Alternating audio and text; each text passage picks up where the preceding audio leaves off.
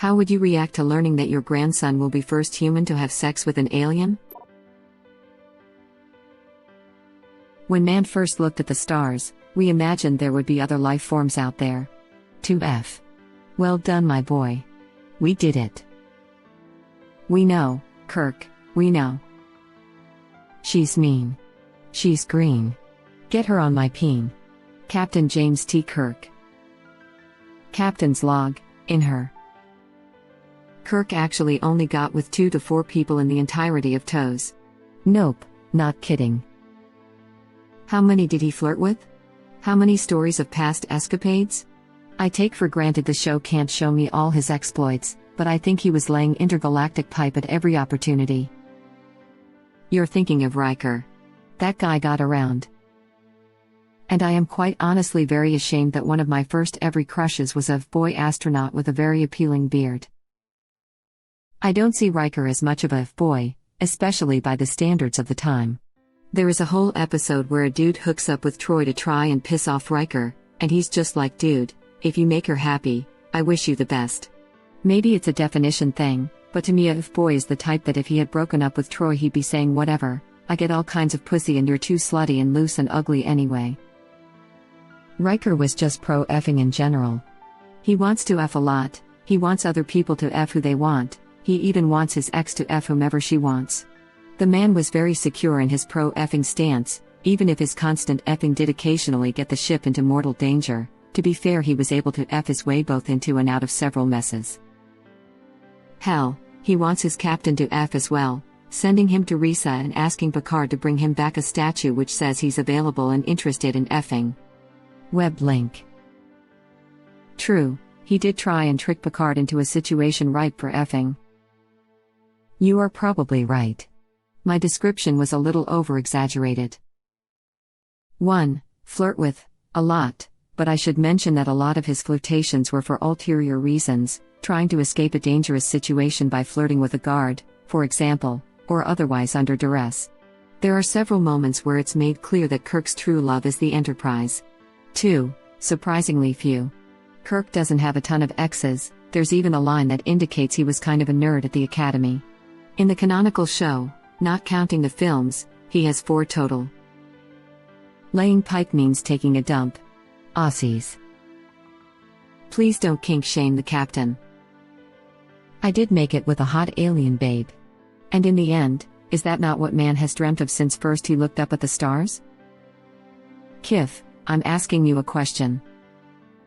Disgusted sigh. Username checks out. How the F do I have a grandson? I've been stapling used condoms to telephone poles. Only takes one. Both to fill the condom and to take it home and do something with it. Confucius says, it takes many nails to build a crib, but only one screw to fill it. Big brain time. If you can't handle me at my poggers, you don't deserve me at my on fleek. Sun Tzu. It's weird time loop aliens. Time travel? I came to say this. I'm infertile, broke, and neither my wife nor I want kids, so I'd be asking this question myself. I'm single and completely sterile.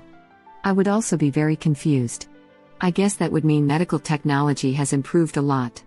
Laughing out loud. Proud. For one, the fact that I reproduce at all, for the other, which I would bring forth an absolute man of culture, well, or my son/daughter would. How can you be proud of your grandson if he's having sex with a giant poisonous centipede? I would want to bang a huge venomous snake lady before she devours me alive. He definitely would have gotten closer than I ever would have to something like that. But, would you do butt stuff? You mean, me with a snake lady, or the snake lady with me? Case 1, if we assume snake anatomy, there is only one hole for both. So yay. Case 2, I'd at least be open to the idea. Case 3, both source, am a snake lady, snake. Showing up to an alien species full of vicious murder machines and just nonchalantly starting to F their females is probably the ultimate alpha Chad move and as HFY. As it gets. Stop, Alien scum. You are trespassing on the home planet of the Death Weavers. Prepare to die a painful death. Pulls his pants down. Oh, wow. Is that normal? For your species? It's so small. Now I just feel bad. You're free to go. Just, please don't return, lest we be less merciful with our killing and mocking of your unfortunately sized reproductive organs. How can you be proud of your grandson if he's having sex with a giant poisonous centipede? Because there's a solid chance he will be greeted by our ancestors proudly in Valhalla. He's evidently a bigger badass than me. Because he did it first, obviously. You clearly have not watched any anime with monster women. I think there's an episode early on in Inuyasha which would change your mind. Also, stop being speciesist. If they are intelligent enough to find us, they are intelligent enough to consent, or not. So the poison, you aren't eating it? Unless you are eating it, out? Poison come? Or venom isn't an issue. Depends on the alien. Edit, this comment is blowing up. If you're interested in some freaky aliens, check out the Sons of the Fathers podcast. I've been listening to it for a while. It's sci-fi/horror. Super underrated. Honestly, this is the only answer.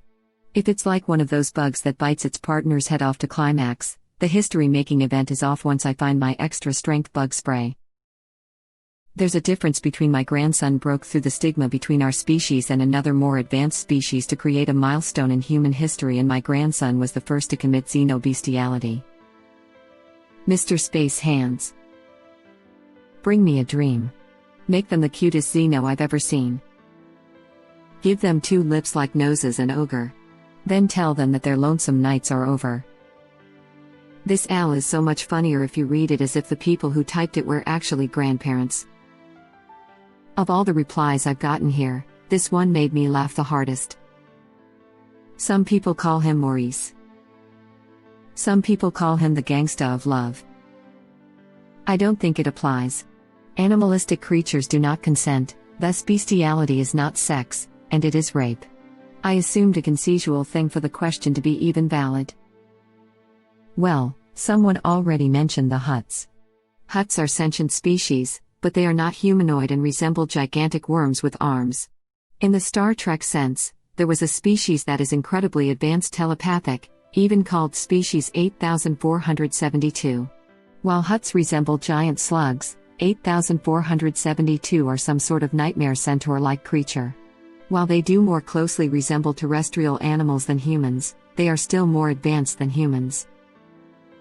They are both very much sentient and can consent. They may even have compatible plumbing, but if my grandson ends up shagging a non-humanoid species, I'm going to wonder if I can change this disgrace from being brought into my family, or if this is one of those Oracle of Delphi situations where my meddling causes this situation to occur. If the lad bangs a Twi'lek or a Klingon, I'll be clearing a spot on the fireplace for his Trailblazer award. If he ends up having sex with an exospecies that more closely resemble a terrestrial animal than humans, I am going to make very sure my daughter understands that her sons will have their father's last name. If he ends up having sex with an exospecies that more closely resemble a terrestrial animal than humans. Oh my god. Space furries. Someone will find the Wookiees and the entire planet will be overrun with space furries. And you can't stop us, we're secretly working with Elon. Yunmu Wusk. Oh no. What about the other way around? Let's assume a species similar to Hutt show up, and it turns out they find humanoid species throughout the galaxy and keep them as pets. The ones they have are no more emotionally or intellectually developed than our dogs. What would you do then? We don't even have to look outside of the Earth to find the answer to this question. I can give you the closest living species to a human, a chimpanzee, as the example. A chimpanzee is more intellectually developed than a dog, but a chimp still can't consent. It's still bestiality. Being bipedal doesn't change that. I think reproduction wouldn't be an issue with alien species, we'd be incompatible regardless of the anatomy. Also, the whole point why bestiality is even wrong is that animals can't consent, not the format of their bodies, so a sentient alien species is fair game, me being attracted to it or not, and I wouldn't judge. And another more advanced species. Doesn't that just mean he was the first ever human victim of xenobestiality? My grandson broke through the stigma between our species and another more advanced species to create a milestone in human history as my grandson was the first to commit xenobestiality. The only good bug is a dead bug. A Vulcan is one thing. A Hutt is another. Dewantawonga? Who said anything about Australians? Oi, mate. Yeah, Vulcans are like humans, but Hutts are thick. I'd have a Hutt just for the experience. I can send you my ex's number. It wasn't pleasant. You had his mother? Not even a Hutt would have a Redditor. You're out of luck. Hey, even a Hutt gets drunk and lonely. So a Redditor might have a chance. If you do it on a weekend, it's double experience points. Talai or Liera are both okay. I'd probably little spoon it with Garrus after some Turian brandy.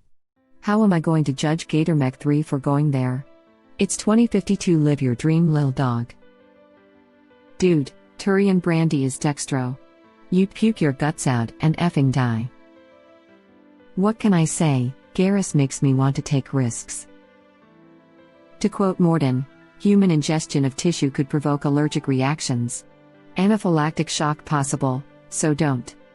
Ahem, ingest. Femme Shepherd and Rex. R.I.P. her uterus.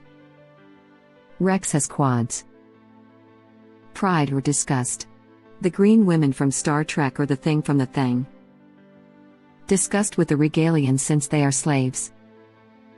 She's been chosen to diplomatically represent an entire planet. She's quite clearly out of your grandson's league. He should take what he can get. Yeah, are we talking the first Alien movie where their idea of sex is to inject its young into your chest against your will and it burrows its way out, or are we talking the Alien Resurrection Alien that basically gives you a non-stop blowjob as it extracts your seed? If it is that one, I am happier for him. Edit. To explain. That dude 30 seconds in. Since the alien has Ripley's reproductive system, she gets pregnant by getting seed, so she basically strapped him to a wall and extracted his seed from him. YouTube link. Non-stop blowjob. I don't remember that part in the movie. Thank God I'm sitting here wondering what the F I missed, since it's been years that I saw that. The Alien Resurrection Alien that basically gives you a non-stop blowjob as it extracts your seed. That's one hell of a director's cut. Exactly. Asari or Rachni? When my so hit a Twi'lek, I will be proud of him, but when it's a xenomorph, I will probably say he effed up. I don't know, man. Like, that's broad as F. This could range from Mass Effect style crap, to Predator disgusting, all the way to absolutely repugnant, unimaginable, filthy, oozing fawny. I guess, as long as my adult grandchild is happy doing it, I'm going to be happy for them. I don't know, man. Predator Rule 34 exists. I think that says plenty about humanity's subjective views and sexual curiosities. I mean, it's clearly not the worst out there. Kind of a butterface, but the rest is a humanoid ripped body with nice-looking dreads. Nothing a little doggy style can't solve. Yeah, paper bags have existed for a long time now. It's a solved problem. Predator is one step ahead of the paper bag. Mofo has a BDSM mask already. It's not like he doesn't know he's hideous. Google's female predator, oof. That's a definite keep the helmet on close encounter for me. If a female of the Yatua species decides to take her mask off and give you a blowy, the only thing you can do is pray she doesn't use her mandibles. Oh, fishnet fetishists be like. Yeah, everyone is reading this as banging a hot chick but blue and not being injected with 7,000 eggs. Thank you for watching.